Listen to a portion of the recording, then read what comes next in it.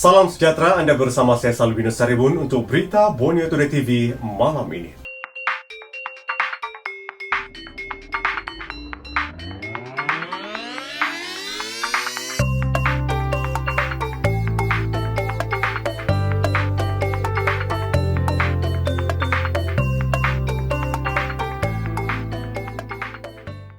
Kita mulakan dengan laporan situasi semasa COVID-19 di Sabah. Sempadan daerah yang digunapakai ketika pelaksanaan Perintah Kawalan Pergerakan PKP dan PKP bersyarat PKPB merujuk kepada daerah dalam pentadbiran pegawai daerah, bukannya sempadan pentadbiran Polis Diraja Malaysia PDRM.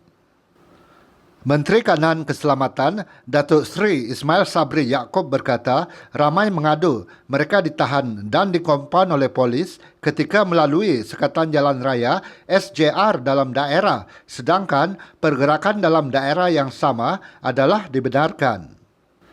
Katanya, individu yang dikompaun akibat kekeliruan mengenai pergerakan rentas daerah boleh membuat rayuan di pejabat kesihatan daerah.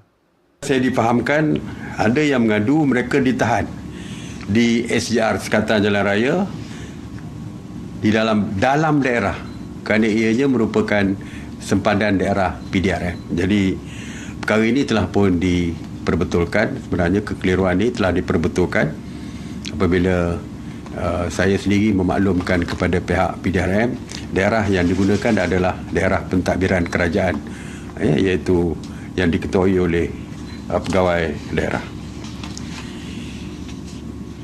Jadi setelah berbincang, saya ingin memaklumkan bagi mereka yang telah dikenakan kompaun dalam kes-kes begini kerana terdapat kekeliruan seperti ini, mereka boleh mengemukakan rayuan. Sementara itu, kes positif baru COVID-19 di Sabah menurun dengan 94 kes dilaporkan hari ini berbanding 110 kes malam, menjadikan jumlah kumulatif kini 52,268 kes. Menteri Kerajaan Tempatan dan Perumahan Datuk Seri Masidi Manjun berkata satu kes kematian dilaporkan hari ini iaitu di Hospital Duchess of Kent Sandakan membabitkan seorang lelaki berusia 55 tahun. Satu kluster baru turut dilaporkan hari ini iaitu kluster Taman Mawar Sandakan dengan 15 kes kumulatif. Kluster ini berkaitan dengan satu majlis sosial yang berlangsung di Taman Mawar Sandakan.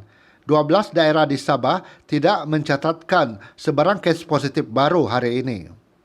Kes COVID-19 di Labuan terus menunjukkan tren menurun dan berkemungkinan beralih ke zon hijau, kata Pengarah Kesihatan Labuan Dr. Ismuni Buhari.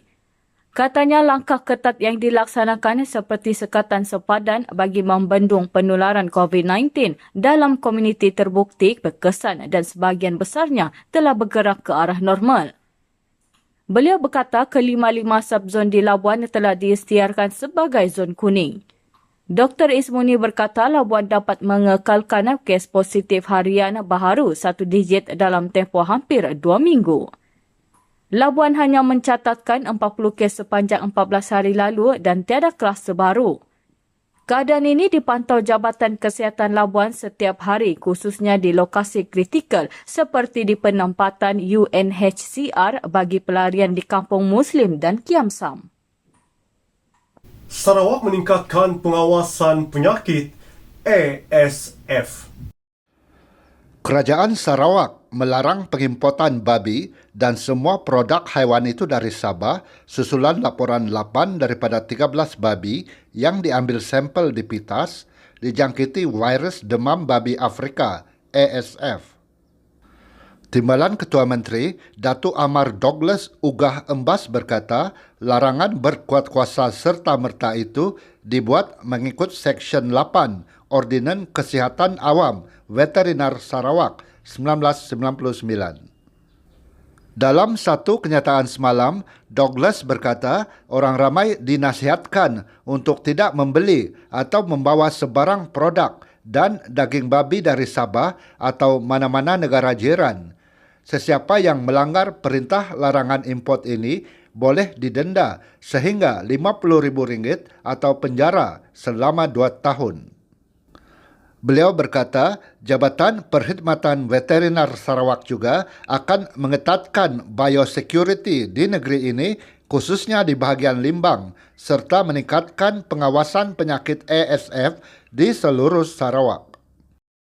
Tentera Darat Malaysia memperkukuh aset op benteng di Sabah dan Sarawak.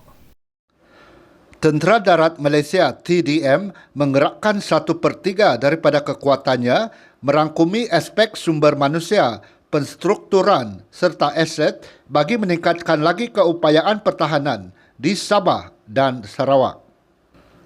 Panglima TDM Jeneral Tan Sri Zamros Muhammad Zain berkata perkara itu terkandung dalam Pelan Strategik TDM 2021-2025 bagi menyeimbangkan kekuatan pasukan itu di semenanjung Malaysia dengan wilayah Sabah dan Sarawak.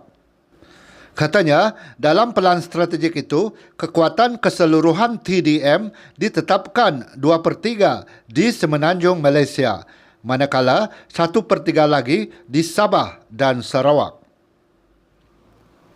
Antara yang diberi perhatian ialah sumber manusia, penstrukturan dan aset bagi meningkatkan keupayaan pengoperasian TDM di Sabah dan Sarawak. Beliau berkata demikian selepas Majlis Penyerahan Aset op Benteng untuk Pemerintahan Medan Timur TDM di Serikin, Sarawak semalam. Turut hadir Panglima Medan Timur TDM Lieutenant General Datuk Marzuki Muhammad. Zamros berkata, aset baru iaitu pikap, kenderaan lasak pelbagai bentuk permukaan bumi atau ATV, motosikal lasak dan drone menepati keperluan operasi di kawasan muka bumi sukar sepanjang sempadan Sarawak, Kalimantan Barat. Aset baru ini akan memudahkan lagi pergerakan supaya mampu melaksanakan operasi dengan lebih berkesan. Dengan adanya aset baru, beliau percaya lebih banyak kejayaan dapat dicapai dalam op benteng. Katanya, TDM juga akan menambah 4 lagi pos kawalan sempadan di Sarawak menjadikan 19 keseluruhannya. Ini pula rayuan seorang ibu untuk anaknya yang menghidap thalassemia major. Seorang ibu merayu orang ramai tampil menderma darah jenis O positif R1 JKA bagi anaknya yang menghidap thalassemia major sejak berusia 4 tahun. Thalassemia major adalah penyakit kelainan darah akibat faktor genetik menyebabkan sel darah merah hemoglobin tidak berfungsi dengan normal dan memerlukan pemindahan darah setiap 3 atau 4 minggu. Sally Onong berkata sejak pandemik COVID-19, proses pemindahan darah untuk anaknya, Noel Van Houten 20, sedikit sebanyak terganggu hingga menyebabkan keadaan anaknya bertambah lemah. Menurut Sally, anaknya memerlukan pemindahan darah setiap bulan dan kali terakhir Noel menjalani pemindahan darah adalah pada 19 Januari lalu. Noel baru dipindahkan ke Hospital Queen Elizabeth. Sebelum ini, dia dirawat di hospital wanita dan kanak-kanak likas. Orang ramai yang mahu menderma darah boleh menghubungi Sally di talian 014-735-7915. Kisah benar perjalanan hidup seni seorang ayah yang dilakonkan semula dalam sebuah filem pendek membawa tuah kepada Siti Nur Syahirah Muhammad Anwar, 24, apabila dinobatkan sebagai pemenang anugerah Best Screenplay pada Lim Kok Wing Youth International Film Festival 15 Februari lalu. Membawa tajuk Penjara Seni, filem berdurasi 14 minit 19 saat itu berjaya menyingkirkan lebih 50 peserta lain sekaligus menerima hadiah berupa trofi dan sijil. Nur Syahirah, graduan program Teknologi Visual, Fakulti Sains Sosial dan Kemanusiaan, Universiti Malaysia Sabah, UMS, menyifatkan pencapaian itu di luar jangkaannya kerana dia berhadapan saingan hebat daripada peserta-peserta antarabangsa. Beliau terkejut, gembira dan teruja serta bersyukur sebab ini anugerah pertamanya. Lebih-lebih lagi, Festival filem itu adalah sebuah pertandingan bertaraf global. Menurut Nur Syahira, beliau memiliki kisah ayahnya, Muhammad Anwar Mahmud Cucu, kerana ia sebuah jalan cerita yang menyentuh hati. Baginya, ia perlu diketahui umum untuk memberi inspirasi terhadap mereka yang mempunyai minat dan jalan kehidupan yang sama. Nur Syahira berkata, filem pendek itu menceritakan bagaimana ayahnya sebagai seorang ahli seni yang mempunyai minat mendalam dalam bidang lukisan. Ayahnya sering dimarahi guru di sekolah kerana buku latihan selalu dipenuhi dengan lukisan. Namun, itu tidak mematahkan semangatnya untuk terus berkarya. Ayahnya turut menjual kuih untuk membeli peralatan melukis. Semangatnya semakin berkobar-kobar sewaktu di sekolah menengah apabila seorang guru dari luar negara telah membeli karya lukisannya dengan harga RM5. Apabila meningkat dewasa, ayahnya menang satu pertandingan lukisan yang disertai ramai pelukis yang profesional dan berpendidikan. Ayahnya ditawarkan melanjutkan pengajian di London selain membuka sebuah galeri lukisan sendiri.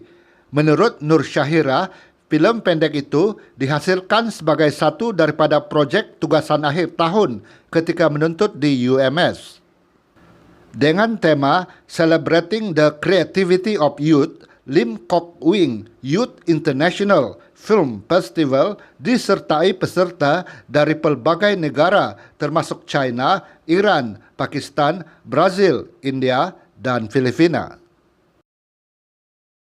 Sekian berita Borneo Turi TV malam ini. Saya Salvinus Saribok.